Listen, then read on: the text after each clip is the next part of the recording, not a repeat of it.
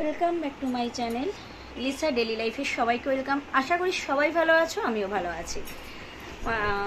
অনেকক্ষণ হয়েছে উঠে গেছি, উঠে গিয়েছি। তোমার দাদাভাই এবার আমার শাশুড়িকে চা করে দিল। আমি করতে গেছিলাম, ও বললো না আমি করছি। আর আমি ততক্ষণ বসে বসে নেল পালিশটা চেঞ্জ করে নিলাম। আর বসেছিলাম, এখন ওয়েট করে রয়েছি যে অ্যাপোলো ফার্মেসিটা খুললে ওখানে যাবো একটা মেডিসিনের জন্য, মেডিসিন আনতে। সেই জন্য বসে রয়েছে। এই যে রেডি টেডি হয়েই বসেছে, একদম টিপটপ হয়ে বসে। আমাদের একদম বাড়ির উল্টোটির সাইডেই রয়েছে।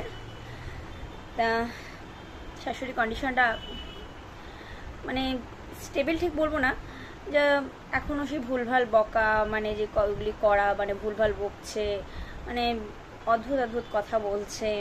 যেমন আমাকে কালকে বলছে, তোমাদের সাথে শেয়ার করা হয়নি, যে মরা মানুষও জ্যান্ত হয়ে যায়, কোনো ব্যাপার না। বলছে তাই চল আমি আর তুই গিয়ে, মানে আমার শ্বশুরমশাইয়ের কথা, গিয়ে দেখা করে আসি। আর তুমি থাকবে, আমরা উনি তো নেই, মানে মারা গেছে, আর তুমি ওখানে গিয়ে থাকতে যাবে নাকি? না না থাকবো না, থাকতে গেলে কি তোকে আবার একা, তোকে নিয়ে যাবে না, তুমি একাই যাবো।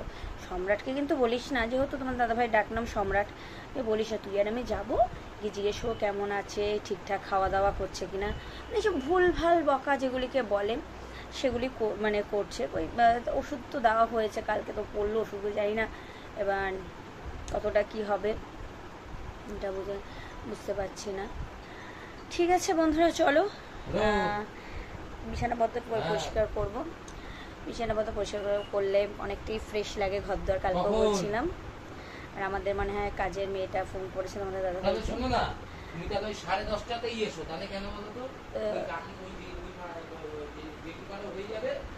এবার কি হয় বলতো, ও একটু মানে এমন টাইমে চলে আসছে এখন দুদিন ধরে। এবার আমাদের রান্নার যে কাকিমাও সেই টাইমে ঢুকে পড়ছে। এবার দুজনের মধ্যে কিন্তু যুদ্ধ লেগে যাচ্ছে। এবার আমাদের তো বাড়ি নয় যে ও কলপারে গিয়ে কাজ করবে। ও যদি আজ 9টা নাগাদ সোয়া 9 নাগাদ হয়, তখন ওকে বসিয়ে রাখবো আমি। না আমি ওকে বলেইছি চলে যাবে, তবে তুমি 10:30টায় আসবে। বাট আমাদের যদি বাড়ি হতো তাহলে কিন্তু ও কলপারে কলতলায় কাজগুলি করতো, করে ঠোরে নিয়ে তোমার হয়ে যেত। এবার আমাদের তো রান্নাঘরের মধ্যে বেশি নেই, তোমার বাসন মাজতে হবে। এবার ওইভাবে তো কাজ করা সম্ভব হয় না। না একটা মানুষ রান্নাঘরে রান্না বান্না করছে, সে কেটে কুটে কাজ করছে, বা সেখানে ঢুকে আর একজন ঘাট, সে যত বড় রান্নাঘর হোক না কেন, এই একটা সমস্যা। তাই আমার দাদাভাই বললো ওকে 10:30টা নাগাদই আসে। ঠিক আছে বন্ধুরা, চলো তাহলে আমি আবার পরে আসছি তোমাদের সাথে। দেখো বন্ধুরা, রান্নার কাকিমা আসবে, সেই জন্য সব সবজি আনাজপাতিগুলি আমি কিন্তু বের করে অলরেডি রেখে দিয়েছি। জলের বোতলে জলও ভাজা, এই বোতলটা খালি ভরতে হবে। ঠিক আছে বন্ধুরা, চলো আবার পরে আসবো। নিচে গেছিলাম, চাউমিন আনলাম, চাউমিন খাবো টিফিন, ওই জন্য চাউমিন। নিমকি নিয়ে এসছে, নিমকি খাচ্ছি, গরম মশলা গুঁড়ো নিয়ে এলাম, খাবো। তোমাদের দাদাভাই গেছিলো ওষুধ আনতে, এসেছে, মুখটা কেমন কাচুমাচু করে ঘুরে বেড়াচ্ছে। কাকিমা এসছে, কাকিমা রান্নাবান্না করছে।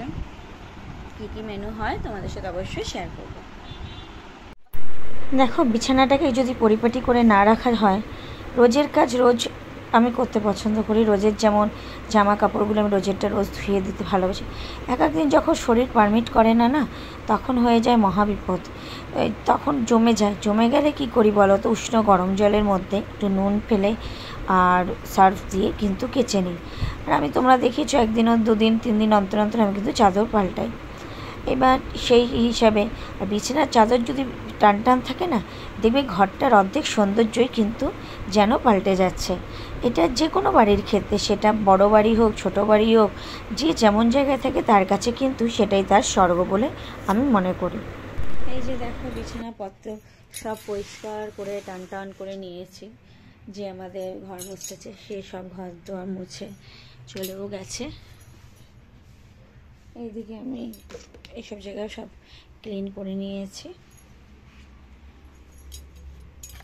স্মাইলটা উল্টে গেছে, ধূপদানি আর কার্পেট ফার্পেট এগুলি রাখা হয়েছে। জলের বোতল ভরে টেবিলটাকে পরিষ্কার করে রাখা হয়েছে।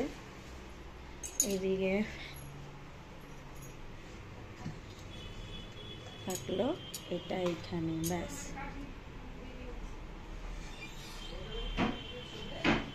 দেখে নাও সব পরিষ্কার। ওইদিকেও তোমার সব পরিষ্কার করেছিলাম। শাশুড়ি এখানটা শুয়েছিল, আর এখানটা আমি ব্ল্যাঙ্কেট পেতে একটু কাজ করছিলাম বলে ব্ল্যাঙ্কেটটা রাখা ছিল। আর এদিকে আজকে বেশি কাঁচা নেই, একটা মাত্র নাইটি আমার কাঁচা পড়েছে।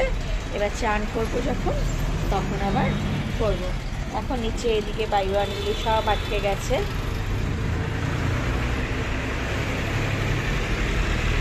চলো পরে আসছি। দেখো ব্রেকফাস্টে ভাত ভাজা নিয়ে নিয়েছি, ভাত ভাজাটা খেয়ে নিচ্ছি এবং গেছিলাম নিচে বাজারে, চাল বানাতে হয়ে গেছিলো, চাল আনতে গেছিলাম, তাই নিয়ে এলাম চাল।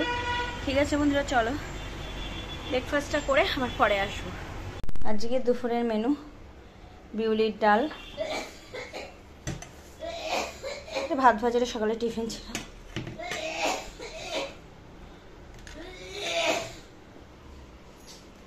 আলু ভাজা পরে করেছে এটা আবার,